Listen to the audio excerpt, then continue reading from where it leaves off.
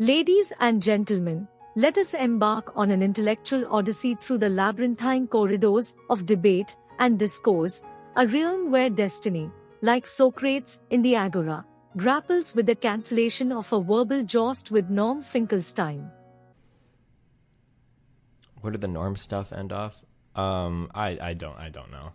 I'm not sure if like either him or his team was trying to duck me the whole time, like because he just doesn't think it's worth it to do these types of interviews, or if it's miscommunication between him and his team, or if he's just like an incredibly rude / person. I truly don't know. I'm not sure. The subreddit was massive against your email etiquette there. Were there any good criticisms? No, most people don't do emails at all. Like the idea that you would expect somebody to be on like a 1 or 2 hour turnaround time on email is unbelievable. No, it was dumb. People can get mad because like, oh, when you put like heyo or heya, it looks too casual. My emailing was definitely casual, but he opened the email chain with, I'm looking for the supposed Destiny who trashed my journalism. So at that point, yeah, we're on a casual tone. I'm not going to be formal while he's being like, like casual / petty or whatever, of course.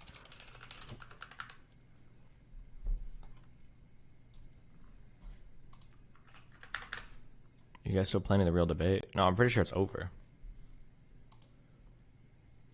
Yeah, and also people saying that I'm the one that started the craziness when he's literally tweeting out, like, talking about me disappearing from the email thread because I haven't responded in 6 hours. That's wild. And then people are like, where's another one? Keep in mind, I have no problem scheduling things with, like, 9,000 people. I have no problem scheduling anything. Like people are like, oh, there's no schedule, like, hundreds of meetings. And probably just the past year and a half. Like, the idea that I don't know how to schedule anything is, like,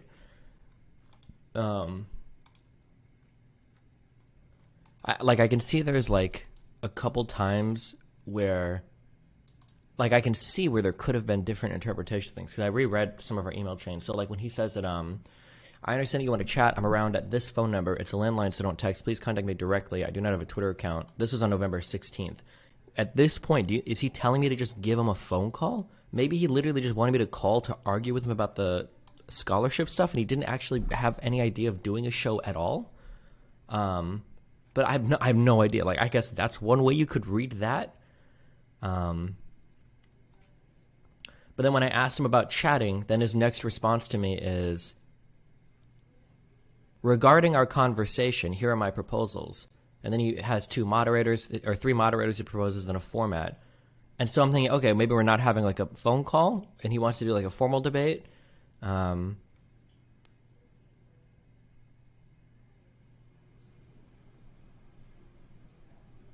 Yeah, the Doha time thinks me up as well. I wasn't sure if he was in Qatar or if these were 2 different interviews. I have an interview scheduled for 1 p.m. today and 12:45 a.m. in Doha. Were those supposed to be 2 separate ones? Because people in my subreddit are saying, oh, obviously he's talking about the same interview. He's just doing time zones. But why would you do 1 p.m. for one and then 12:45 a.m. for the other? I have no idea.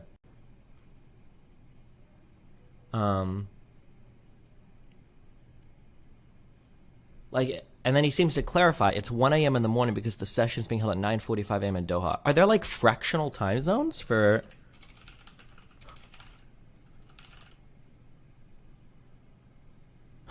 I'm so confused. I've heard of some like 30-minute time zones.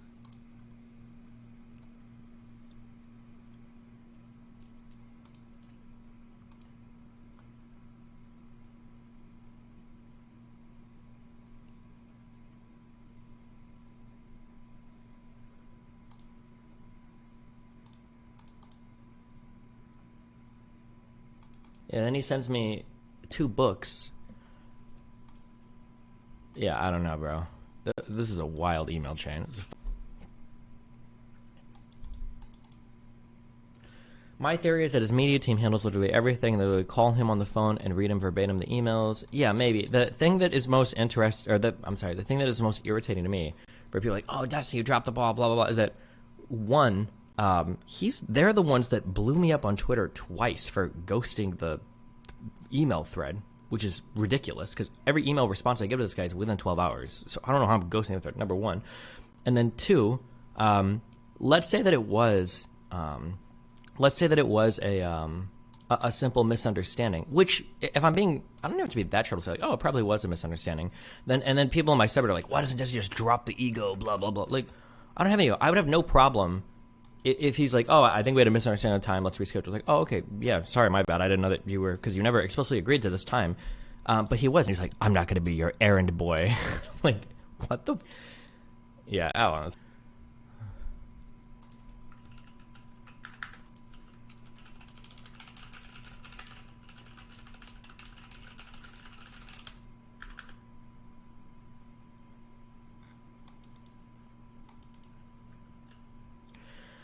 Destiny, his communication was shit, but this is the equivalent of hearing a woman repeatedly suggest going back to her place, and you think she just wants to chill. Bro, he wanted to talk on the phone. His communication was bad, but this specific detail was incredibly clear.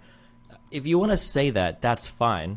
And I understand, because like I do YouTube, so it seems like I'm just kind of like a memer, or it's a joke, or whatever bullshit. But like, I'm sorry. There is no excuse for you to be that incompetent and that bad at communicating. He's not 150 years old. He's not that old. Okay? And my time is worth something too. Okay? Like, people are saying like, oh, Destiny desperately needed this interview. No, bullshit. I don't desperately need any interview. Okay? We already got Benny Morris lined up. Okay? I've got other people that I've lined up to chat with. I don't need the interview with Norm. It's not like a thing that I'm desperately writing my interpretation or some shit. No, fuck no. If it doesn't happen, it doesn't happen. I'm totally okay with that.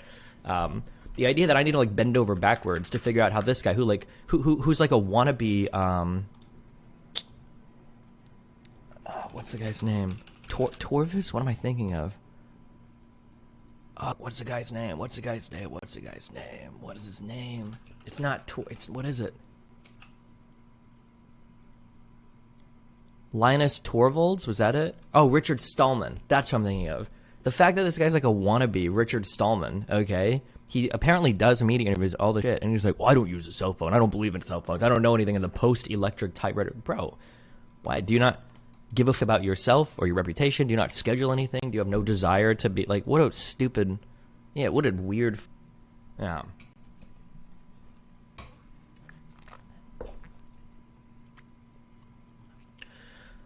Destiny, people are claiming that the misunderstanding is that Norm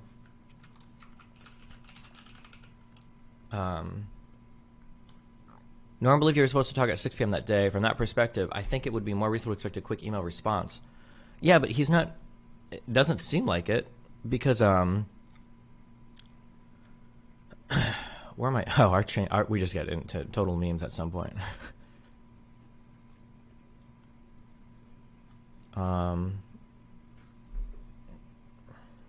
Where's the first set of emails that I posted?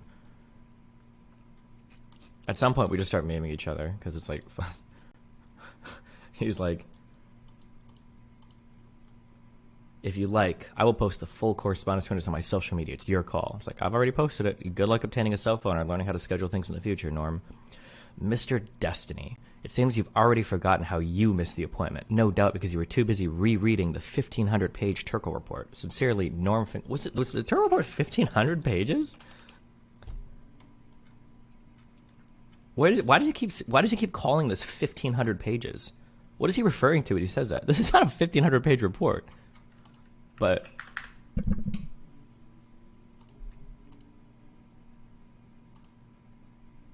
I didn't get an explicit confirmation from you at any time. I was under the impression that we needed to clarify a topic first, and now I'm seeing that our phone call was going to be moderated by someone else. Oh yeah, then he's like, Brianna or whatever agreed to moderate our phone call at 6, and I stood them both up. Wait, what? When did we even agree to I don't know what we even agreed. In the grand amphitheater of ideas, Destiny, a modern-day Diogenes with a virtual lantern, bemoans the opacity surrounding the reasons for the cancellation, a conundrum more Byzantine than the riddles posed by the Sphinx. Destiny, with the rhetorical finesse of a Cicero, speculates on the motives behind this intellectual hiatus. Could it be that Norm and his retinue, akin to Cassius conspiring against Caesar, deemed the debate unworthy of their time and intellectual mettle? Or perchance, did the fates succumb to the whims of miscommunication, a phenomenon more confounding than Babel's Tower, resulting in the cancellation of this cerebral duel? In the realm of epistolary warfare, Destiny, reminiscent of the erudite Cicero himself, raises the banner of the casual tone. However, a confrontational salvo from Norm, akin to an arrow launched from Agincourt, pierces the diplomatic veneer. Destiny, with the stoicism of a Seneca, navigates this rhetorical battlefield, pondering the dynamics of civility in the modern agora, where invective and intellect engage in an uneasy tango. The quagmire of scheduling and time zones, akin to a Byzantine labyrinth, adds another layer to Destiny's narrative. Conflicting information, like the conflicting auguries of ancient seers, shrouds the chronicle in ambiguity. Destiny, invoking the wisdom of the Delphic oracle, grapples with the elusive nature of temporal alignment, where the meridian of understanding is as elusive as the golden fleece. In the linguistic Colosseum, Destiny, like a modern-day Demosthenes, trains his gaze on the communication prowess of Norm Finklestein, casting aspersions on the competency of the latter's missives. The cacophony of confusion, akin to the Tower of Babel's linguistic disarray, becomes a leitmotif in Destiny's critique, highlighting the need for clarity in the symphony of intellectual exchange. However, Destiny, echoing the resilience of Perseus facing the Gorgon, emphatically declares that he does not kneel at the altar of this cancelled interview. With the nonchalance of a Roman patrician dismissing a fleeting political alliance, Destiny asserts that alternatives beckon on the horizon, an echo of the proverb, "When one door closes, another opens." Destiny, like Prometheus unbound, remains unshackled from the neediness of desperation. As we navigate the intricate byways of speculation, Destiny's pondering on the motivations behind the cancellation becomes a tapestry woven with the warp of skepticism and the weft of conjecture. Is this a strategic withdrawal from the arena of ideas, an intellectual Thermopylae where Finkelstein's forces choose the terrain of silence over the verbal battlefield? Or is it a reflection of the evolving dynamics in the agora, where the perceived worthiness of certain debates fluctuates like the tides of the Mediterranean? Destiny, in his self-appointed role as the Diogenes of online debates, brings the lantern of introspection to the confrontational salvo initiated by Norm. The ebb and flow of civility in digital correspondences, akin to the shifting sands of rhetoric, raises questions about the decorum expected in the arena of intellectual exchange. Destiny, with the measured demeanor of a philosophical statesman, grapples with the nuances of politeness and the line between critique and confrontation. In the Heraclitean river of scheduling complexities and time zone tribulations, Destiny stands as an Ozymandias facing the ruins of temporal misalignment. The Byzantine nature of scheduling debates in the global agora, where the sun never truly sets, becomes a modern Gordian knot. Destiny, invoking the wisdom of Solomon, reflects on the need for a virtual sword of clarity to cut through this temporal entanglement. As Destiny critiques the communication competency of Norm Finkelstein, we glimpse the broader issue of the evolving lexicon of intellectual exchange in the digital age. The allegory of Babel resurfaces, not just in conflicting schedules but in the babble of language and tone in our modern agora. Destiny, channeling the spirit of Orwell, contemplates the nuances of newspeak in this intellectual colosseum, where words are weapons, and rhetoric, a gladiatorial skill.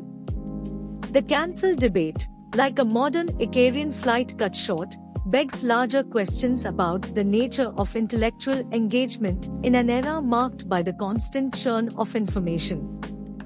Destiny, drawing parallels to the allegory of Plato's cave, questions the shadows on the wall of public discourse, wondering whether the cancellation is a mere flicker or a portentous shadow cast by the changing dynamics of online conversation. Finkelstein's opening remarks, delivered with the fervor of a battlefield general, might be construed as the thunderous roars of an Achilles challenging an adversary. In the agora of intellectual exchange, the tone set by Finkelstein, reminiscent of the fiery rhetoric of ancient orators, could be perceived as confrontational, a gauntlet thrown before the feet of Destiny, challenging him to engage in verbal combat. Yet, one must tread with caution when assessing the tenor of electronic correspondence. The subtleties of nuance often elude the textual medium, and what might appear as the clangor of swords in a Homeric duel could, in reality, be a mere flutter of rhetorical feathers. Finkelstein's assertiveness may stem from a desire to cut through the digital noise, an endeavor more Herculean than cleansing the audience tables. In the grand tapestry of communication, Finkelstein's fervor may be viewed as an embodiment of the ancient adage, "Fortune favors the bold." The intellectual arena is not for the faint of heart, and the battle cries of Finkelstein could be interpreted as a manifestation of the passion that often accompanies the pursuit of truth and robust debate. However, as with any inquiry into the dynamics of discourse, the lens of subjectivity plays a pivotal role. What one perceives as aggressive might be seen by another as fervent enthusiasm. The Stoic philosophers, in their wisdom, reminded us that perception is often more potent than reality, and in the digital realm, where words are the arrows of discourse, interpretation becomes an intricate dance. In this oratorical tapestry, destiny emerges not merely as a commentator on the cancellation of a debate, but as a philosophical pugilist, navigating the labyrinth of intellectual sparring with the dexterity of Theseus. The cancelled debate, a modern Icarian flight that never took off, becomes a metaphorical Iliad in the annals of destiny's rhetorical conquests, where the clash of ideas echoes through the ages.